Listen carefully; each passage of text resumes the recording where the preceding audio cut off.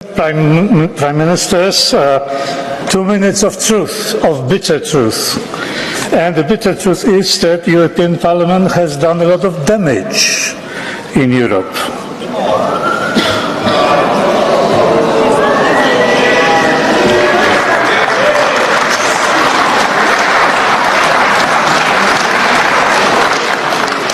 It has been sending a false message. It represents the European demos.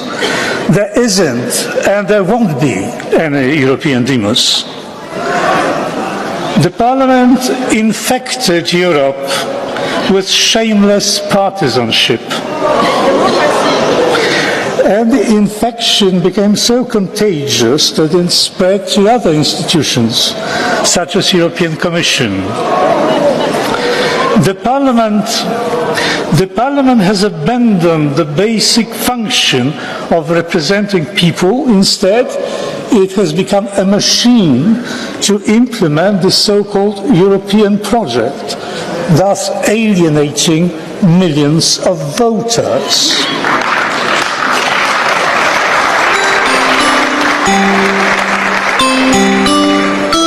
The Parliament has become a political vehicle of the left to impose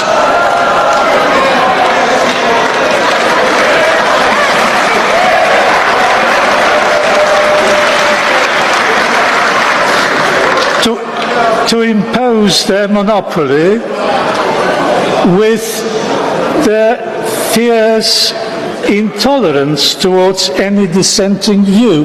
No matter how many times you repeat the word diversity, diversity is becoming an extinct species in the European Union, and particularly in this chamber.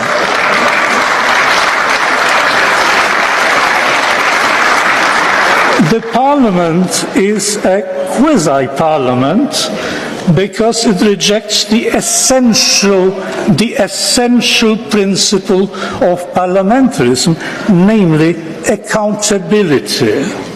The deputy, let me remind you, is elected by the voters and must be accountable to the voters that elected him. Not so in the European Union. The idea that, say, Spanish, German, French, etc., deputies accountable to their own national electorates can dictate something to, shall we say, a Hungarian society or any other society to which they cannot be held accountable and which cannot take them to task is simply preposterous. Call it what you will, but democracy it is not.